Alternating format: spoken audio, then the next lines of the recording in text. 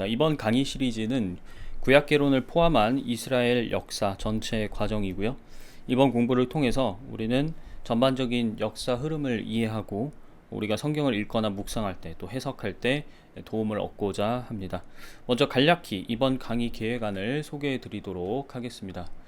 자, 강의는요, 아브라함으로부터 시작된 이스라엘의 민족 형성과 그 역사를 이집트 탈출, 그리고 사사시대, 왕정시대 이렇게 구분해서 살펴볼 겁니다. 강의 기간은 7월 7일 오늘부터 시작해서 다음 연도 25년 1월 19일까지 총 26강이 예정되어 있고요. 일정은 혹은 강의 순서는 조금씩 변동될 수 있다는 거 참고해 주세요. 자, 강의 구성을 한번 보도록 하겠습니다. 자, 1부 1에서 4강까지인데요. 이집트 탈출에 대해서 살펴볼 거고요. 그 다음 2부는 약속의 땅으로입니다. 그래서 광야로 나간 이스라엘이 나중에 약속의 땅인 가나안 땅에 들어가서 정복전쟁을 마치는 기간까지를 살펴볼 겁니다. 자, 3부는 사사시대입니다. 사사하면 재판관이죠. 온니엘부터 기드온까지, 그리고 이 사사기 마지막 부분까지 살펴볼 예정이에요. 제4부는 왕정시대입니다. 사무엘을 기점으로 사울이 왕으로 선정되면서 펼쳐진 이스라엘의 왕정시대가 어떻게 마무리되는지 그 내용을 전반적으로 다 살펴볼 거고요. 그 다음 5부는 식민시대입니다. 이스라엘의 왕국이 멸망하고 바빌론으로 이끌려간 뒤에 디아스포라가 펼쳐지는 장면까지 볼 거고요. 그리고 6부는 이스라엘의 재건이 되겠습니다. 그래서 이 부분은 이제 현대적인 내용이죠. 시오니즘의 발달, 그리고 오늘날 이스라엘은 어떤 국가로서 존재하는가 이렇게 살펴보고 전체 강의를 마무리하도록 하겠습니다. 자, 그러면 오늘 강의 차례를 볼까요? 첫 번째, 민족의 태동, 그리고 예견된 미래가 되겠습니다. 먼저 1번, 민족의 태동부터 함께 살펴보도록 하죠. 우리는 이 사라진 세계 강의를 통해서 태고의 세상, 그러니까 홍수 이후의 세상에 관해서 자세히 들여다봤습니다. 여러분 기억나실지 모르겠어요. 벌써 1년도 더 된 강의이긴 합니다만 이때 좀 디테일하게 살펴봤었는데요. 홍수 이후에 바벨탑 사건이 일어났었죠. 이 바벨탑 사건이 왜 중요하냐? 언어가 나뉘면서 그것이 민족의 시초가 되었기 때문이죠. 민족 형성은 지구상에 존재하던 하나의 정부, 그러니까 하나의 권력을 쪼갠 거예요. 그리고 민족이라는 세력에 기반해서 국가가 형성이 됐죠. 그러니까 국가는 자신의 영토에서 국민에 대해서 무슨 권력을 행사할 수 있게 됩니까? 공권력을 행사할 수 있게 되는 거예요. 이것이 오늘날 우리에게 익숙한 국가의 형태인 것이죠. 하나님은 이 역사의 과정 중에서 자신을 드러낼 한 민족을 만들기로 하셨는데 그 민족을 시작할 인물로 누구를 고르셨느냐? 바로 아브라함이라는 사람이었어요. 자, 아브라함의 본래 이름은 아브람이었습니다. 아브람 하면 히브리어로 높으신 아버지라는 뜻이에요.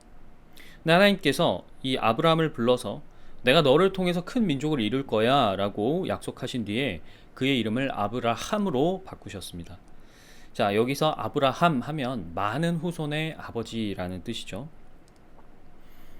그런데 하나님께서 아브람을 불러서 아버지의 고향을 떠나서 내가 너한테 보여줄 땅으로 가라 라고 명령하셨을 때 이미 70대 노인이었습니다. 한 3, 40대 젊은 나이에 부른 게 아니었어요. 그리고 자기 대를 이어서 자신의 이 약속을 이어갈 아들을 낳았던 그 나이가 100살이었습니다. 그러니까 하나님한테 처음 약속을 받은 뒤에 20년 동안 자기 대를 이을 자식도 없이 그냥 하나님이 주신 말씀 하나만 믿고 버텨야 됐던 거예요. 쉽지 않았죠. 아브라함도 우리가 훌륭한 믿음의 조상이라고 얘기하지만 이 30년 과정에서 믿음이 전혀 흔들리지 않았냐 하면 그런 건 아니었어요. 사라의 오판으로 몸종인 하갈 사이에서 이스마엘을 낳았고요. 99세에 하나님께서 직접 오셨습니다. 그래서 90세에 먹은 사라가 내년에 너한테 아들을 낳아줄 거야 라고 하니까 아브라함이 뭐라고 코웃음 쳤냐면 이스마엘이나 잘 살게 해주십시오 라고 그렇게 얘기했었습니다. 게다가 자기 종 중에 한 명을 후계자로 내세우려는 의견을 하나님께 비친 적도 있었죠. 그러나 30년의 기다림 끝에 이삭이 태어난 것이었습니다. 그런데 하나님은 아브라함에게 이 이삭을 바치라는 명령을 하셨어요. 이 사건은 여러 가지로 우리가 해석을 할 수 있는데 가장 두드러지는 해석은 당연코 예수님의 징표로서 나타나는 해석입니다. 예수님도 아버지의 뜻에 순종하셔서 이 말 없는 양처럼, 도살장에 끌려가는 양처럼 십자가에서 돌아가셨죠. 이삭도 자신이 죽는다는 것을 분명히 알고 있었음에도 아버지였던 아브라함에게 순종해서 묵묵히 제단에 누웠습니다. 그리고 실제로 아브라함은 이삭을 죽이려고 했었죠. 이 모습은 하나님과 예수님의 희생을 생각나게 합니다. 또 다른 관점에서 보자면 하나님께서 이제 유월절 그리고 율법으로 알려주신 바인데 바로 모든 첫 태생이 하나님의 것이다 라는 법이에요. 이삭도 첫째 아들이고 유일한 아들이었죠. 그래서 하나님께 드리라는 명령을 받았습니다. 마찬가지로 예수님도 그렇죠. 유일한 아들이었고 첫째 아들이었습니다. 이스라엘 민족이 대대손손 지킬 규례, 이것이 바로 첫 태생은 반드시 하나님께 바쳐야 된다라는 것이었어요.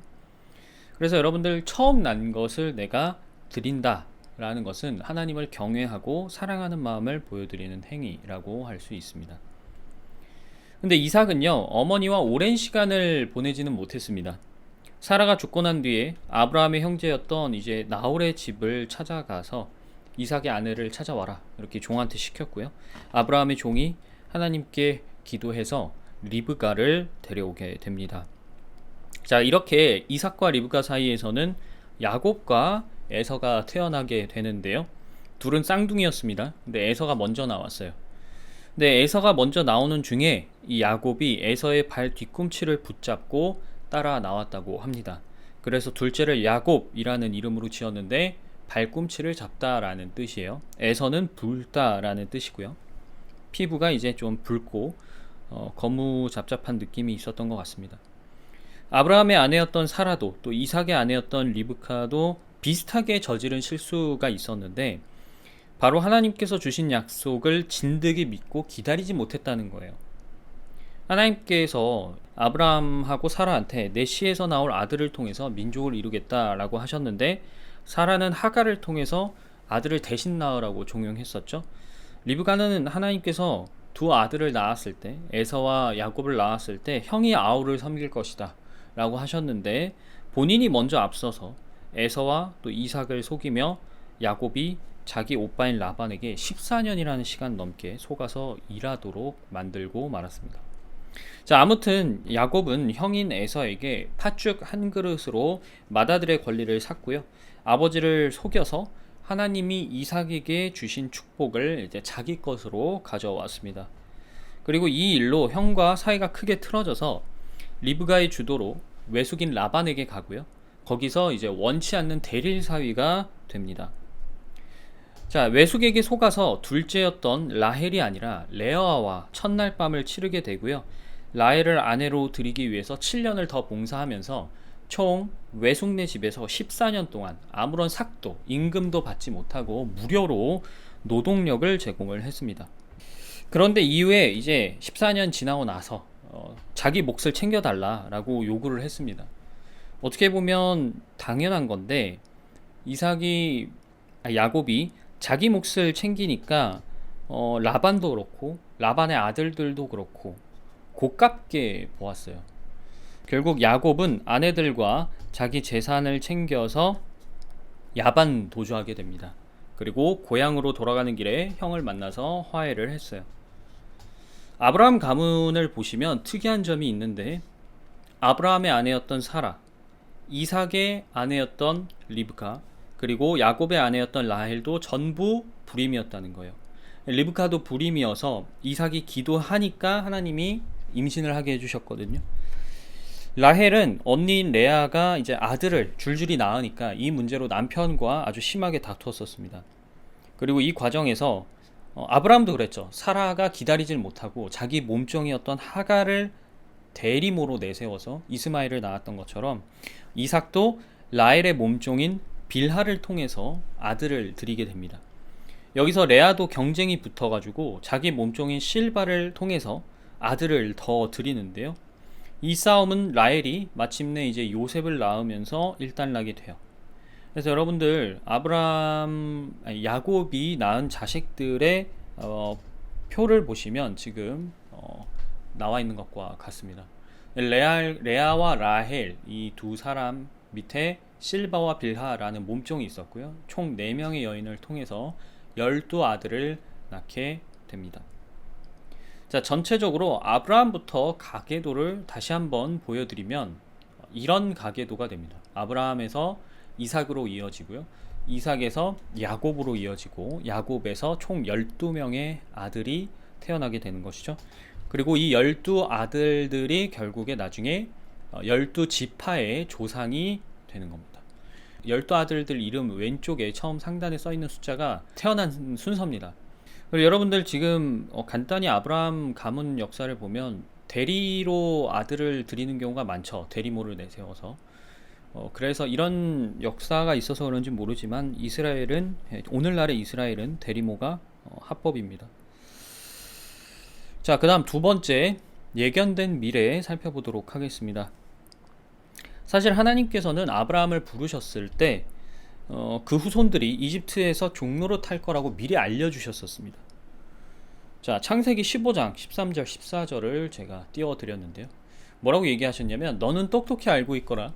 너의 자손이 다른 나라에서 나그네 살이를 하다가 마침내 종이 되어서 400년 동안 괴로움을 받을 것이다. 그러나 너의 자손을 종살이하게 한 그 나라를 내가 반드시 벌할 것이며 그 다음에 너의 자손이 재물을 많이 가지고 나올 것이다. 자, 400년이라는 기간이 아브라함한테 미리 계시가 되었습니다. 그럼 400년을 왜 더 기다리느냐? 이 기간은 이제 아모리 사람들, 그러니까 가나안 땅에 살고 있었던 민족들 중에 이 아모리 사람들의 죄악이 다 차는 기간이기도 했어요. 400년 정도가 지나야 하나님께서 벌을 하실 정도로 이들의 죄악이 꽉 차는 것이었죠. 아모리 사람들 하면 이제 고대 바빌로니아를 구성하는 주요 민족들입니다. 모세와 여호수아에서 일대기를 살펴볼 때도 다시 나오겠지만 하나님께서 왜 잘 살고 있던, 원래 그 땅에서 살고 있던 가나안 민족들을 다 쫓아내고 이스라엘한테 그 땅을 주셨느냐?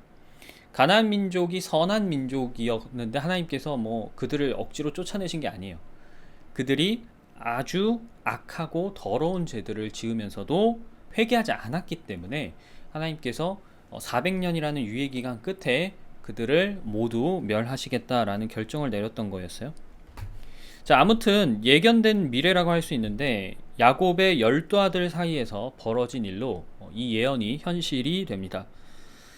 야곱, 아까 말씀드렸지만 원래는 라헬을 아내로 드리고 싶어 했어요. 근데 이제 장인한테 속아가지고 레아를 먼저 드렸잖아요. 그래서 두 사람을 모두 아내로 드린 다음에도 야곱 같은 경우는 레아보다 라헬을 노골적으로 더 사랑을 했습니다. 애정을 더 그렇게 드러냈어요. 특히 이제 라헬이 직접 낳았던 두 아들이 요셉하고 베냐민이었어요. 그러니까 요셉하고 베냐민도 다른 10명의 아들들보다 훨씬 더 애정을 많이 쏟았던 거죠. 그리고 12형제 가운데에서 막내 아들들이에요. 이 둘이. 그렇기 때문에 앞서 큰 형들이랑 비교하면 나이차가 꽤 났겠죠. 특히 요셉은 형들을 따라다니면서 형들이 잘못하거나 실수를 저지를 때마다 아버지한테 그대로 일러줬습니다. 형들의 입장에선 고자질했다라고 느껴졌겠죠. 그러니까 형들의 입장에서는 아버지의 신복 같았던 요셉을 되게 안 좋게 보았습니다. 이 미움은 요셉이 자기가 꾼 꿈을 형들에게 이야기해주면서 더 증폭이 됐는데, 첫 번째 꿈은 뭐였냐면 형들의 곡식단이 자기 곡식단에다 절하는 꿈을 꿨어요. 그리고 두 번째 꿈을 꿨는데 해와 달 그리고 11의 별이 자기에게 절하는 꿈을 꾼 것입니다.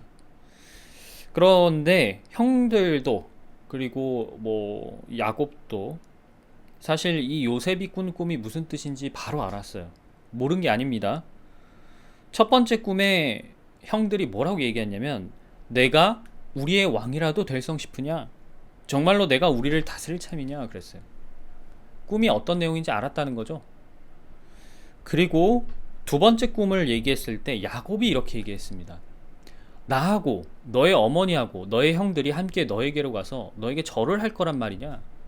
자, 해, 달, 11개의 별이 무슨 의미인지 야곱 알고 있었던 거죠. 다들 이 꿈이 어떤 뜻인지 몰랐던 게 아니었어요. 알았으나 문제는 뭐였어요? 믿지 않았다는 거죠. 말도 안 되는 소리야 라고 생각을 했던 거예요. 형들은 왜 못 믿었을까요? 시기해서 못 믿었던 겁니다. 제가 너무 미우니까, 꼴 보기 싫으니까 제 말은 다 하나도 믿고 싶지가 않았던 거예요. 야곱은 왜 못 믿었을까요? 믿기 어려웠던 거예요. 내가 너무 사랑하는 아들이지만 도저히 저 말을 믿기가 어렵구나. 그래서 마음에 담아두기만 했었던 것이죠. 자, 형들은 결국 아버지의 심부름을 왔던 요셉을 보고 죽이려고 합니다. 근데 르우벤이 말려요. 자, 르우벤 여러분, 아까 첫째라 그랬죠? 맞이에요. 르우벤이 말리면서 어떤 꾀를 썼냐면, 일단 구덩이에 던져놓자. 나중에 자기가 몰래 와서 구덩이에 던져졌던 요셉을 꺼내줄 심산이었어요. 그런데 르우벤이 그 자리에 없었던 것 같습니다. 유다가 이제 지나가는 아라비아 상인들에게 요셉을 팔아버리자고 제안을 해버려요. 그리고 요셉은 그렇게 형들에게 은 20개에 팔려갑니다. 나중에 르우벤이 구덩이에 왔다가 요셉이 없는 것을 보고 난리가 나죠. 지금 이 요셉이 팔려가는 장면은 이것도 마찬가지로 예수님의 징표라고 할 수 있습니다. 일단은 아까 야곱은 아들의 꿈을 믿기 어려워했죠. 이것은 예수님의 말을 마음에 담아두었던 마리아랑 비슷한 거예요. 그리고 질투에 눈이 먼 형제들이 요셉을 팔아버렸습니다. 이것은 유대 종교 지도자들과 비슷한 거예요. 그들은 예수님을 시기했죠. 그래서 예수님이 무슨 말을 하든 믿지 않았습니다. 마치 요셉의 형들처럼. 그리고 개 중에 형제들 중에는 꾀를 써서 요셉을 구하려고 한 사람이 있었어요. 르우벤처럼. 르우벤은 니고데모랑 비슷하죠. 니고데모는 나중에 예수님이 붙잡히시고 처형당하는 그 과정에서 예수님을 나름대로 옹호하려고 했던 사람이었어요. 그 다음 예수님을 팔아넘긴 형제도 있어요. 누구였죠? 제자 중에 유다였죠. 마찬가지로 요셉의 형 중에서 유다가, 이름도 똑같아요. 유다가 앞장서서 요셉을 은 20개에 팔았습니다. 예수님은 은 30전에 팔렸고요. 그래서 이런 비슷한 모습이 구약에서 나타나고 있다라는 것들을 기억하시면 되겠습니다. 요셉은 그렇게 이집트로 끌려가게 됩니다. 그래서 파라오의 경호대장이었던 이 보디발이라는 사람에게 팔렸는데, 요셉의 능력과 지혜를 알아봤던 보디발은 아주 작은 일부터 시작해서 결국에는 집안의 모든 일을 요셉에게 맡겼습니다. 그런데 요셉의 시련은 여기서 끝나지 않았어요. 보디발의 아내가 요셉을 마음에 들어 했던 겁니다. 요셉도 잘생겼다라고 되어 있었거든요. 젊고 유능하고 똑똑하고 잘생긴 남자. 그러니까 아무래도 마음이 갔나 봅니다. 그래서 계속 유혹을 해요. 자기랑 자자고. 그런데 요셉은 그때마다 그럴 수 없다.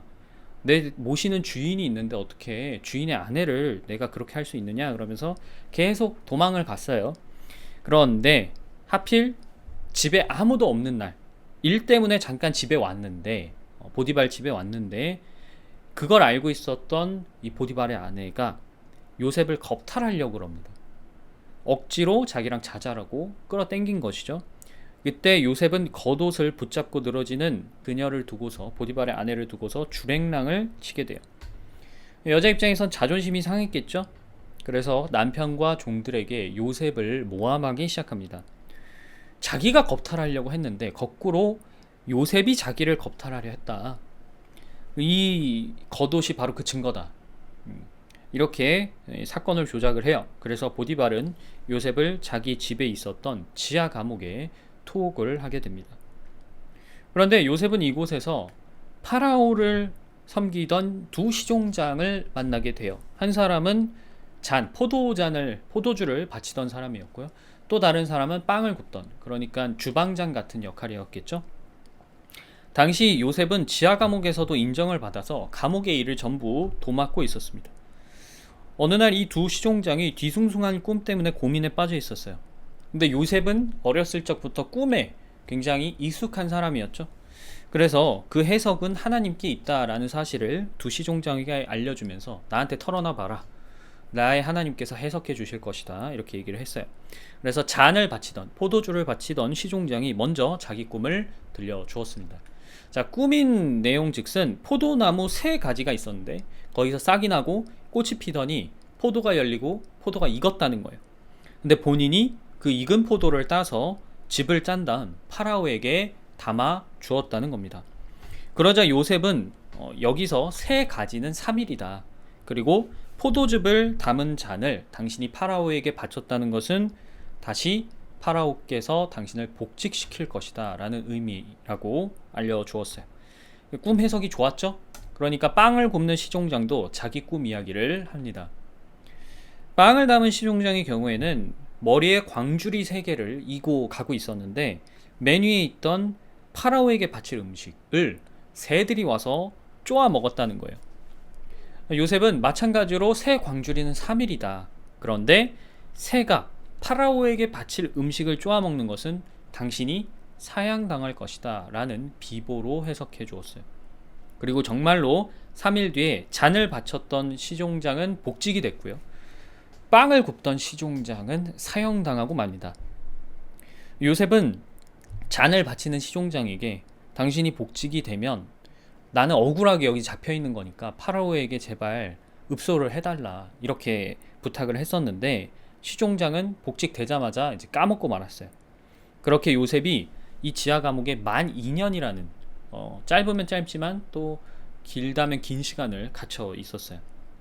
자, 그러던 어느 날 이제는 파라오가 꿈을 꿉니다. 요셉의 일대기에서는 꿈이 되게 중요하게 작용을 하죠.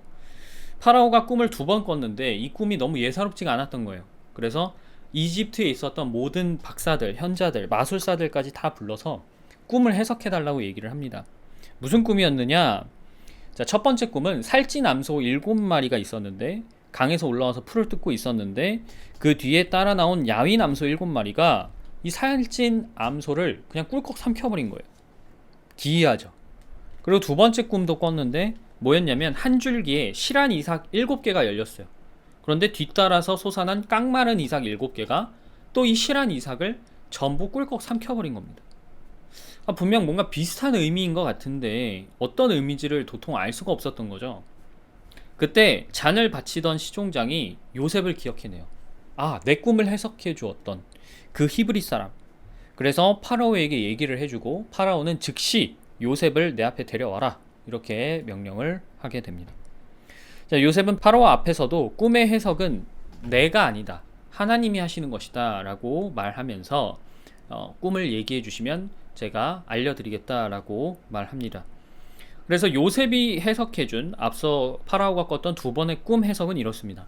7마리의 살찐 소 그리고 실한 이삭은 앞으로 찾아올 7년의 풍작이었고요. 반면 7마리의 야윈 소가 있었고 7개의 바짝 마른 이삭이 있었는데 이들이 살찐 소와 실한 이삭을 삼키는 것은 풍년 이후에 7년 동안 아주 끔찍한 흉년이 닥칠 것이다 라는 미래라는 거예요. 요셉은요 단순히 해몽만으로 그친 게 아니고 여기에 더해서 하나님이 주신 지혜로 파라오에게 계획을 제시합니다. 이 14년을 어떻게 대비할 것이냐. 요셉이 파라오에게 제시한 정책은 뭐였냐면 풍년인 7년 동안 흉년 7년을 대비해야 되는데 각 고을마다 관리를 지정해서 매년 풍년 7년 동안 전체 소출의 20%를 국고로 걷어서 저장을 하라라는 것이었어요. 파라오는 요셉처럼 하나님의 영이 거하는 사람을 어디서 볼 수 있겠냐라면서 요셉이 섬기던 하나님을 인정하고 그를 이집트의 총리로 임명하게 됩니다. 그 결과 이집트는 다른 나라와 달리 풍년이 이어지는 7년 동안 다가올 7년의 흉작을 아주 착실히 준비할 수 있게 되었어요. 이 7년 동안 매년 20%의 소출을 걷어들이는 정책을 제안했다 그랬잖아요. 나중에는 흉년이 아니라 풍년 동안 걷어들이는 거에 20%니까 너무 많이 국고로 들어와서 새는 것을 그만두었다고 할 정도로 이 풍년이 어마어마한 풍년이었습니다. 근데 문제는 다가온 7년의 흉년이 이집트에만 찾아온 게 아니었다는 거예요. 메소포타미아 전역에 7년 동안 엄청난 흉작이 들게 됩니다. 결국 이 메소포타미아 전역에 이집트에 가면 식량을 구할 수 있다더라. 이집트에는 식량이 많다더라. 이런 소문이 당연히 돌았겠죠. 야곱의 가족도 예외가 아니었습니다. 야곱은 아들들을 보내서 너희가 이집트에서 좀 식량을 사와라 이렇게 얘기를 해요. 그리고 요셉은 식량을 사러 온 형들을 우연히 마주치게 됩니다. 요셉은 형들을 알아봤어요. 그러나 형들은 이집트 복식을 입고 또 이집트어로 말하고 있는 요셉을 당연히 알아볼리 만무했습니다. 무엇보다 형들은 시기에 눈이 멀어서 본인들이 요셉에게 절하게 될 거라는 꿈 절대 안 믿었었죠. 믿지 않으니까 당연히 우리가 팔아넘긴 요셉이 저 높은 자리에 올라갔을 거라고 생각조차 못했던 겁니다. 자, 이에 요셉은 일부러 모르는 척을 하고 형들을 정탐꾼으로 몰아세웁니다. 형들은 느닷없이 받는 모함에 억울해했지만 사실 요셉은 이미 십수년 전에 경험했던 거죠. 요셉은 베냐민이 없다는 사실을 알아채고는 형들에게 베냐민을 데려올 때까지는 형제 중 한 명을 볼모로 붙잡아 두겠다라고 했어요. 결국 이 얘기를 들은 르우벤이 첫째죠. 다른 형제들에게 왜 내 말을 그때 안 들었냐라고 하면서 화를 냈고, 이제 형제들끼리 말다툼이 좀 있었어요. 요셉은 다 옆에서 지켜보고 있었습니다. 자기를 팔아넘겼던 형들을 보면 자기가 지금까지 겪었던 온갖 고생들이 당연히 떠올랐을 거예요. 억울하면서도 힘들었던 기억이 떠오르면 사람이 골탕 먹이고 싶은, 모질게 대하고 싶은 마음도 있었을 거죠. 물론 그런 중에도 요셉은 형들이 돌아가는 길에 자루에 몰래 돈을 다 넣어줄 정도로 친절을 베풀었습니다. 근데 형들의 입장에서는 영문 모를 돈이 들어와 있으니까 오히려 돈 때문에 꼬투리 잡히는 건 아닐까 더 전전긍긍했었죠. 이렇게 처음 샀던 식량도 결국엔 금방 떨어졌습니다. 야곱은 다시 이집트에서 식량을 사오라고 하는데 이제 가면 베냐민을 무조건 데려갔어야 돼요. 안 그러면 붙잡힌 형제도 못 돌아오는 거죠.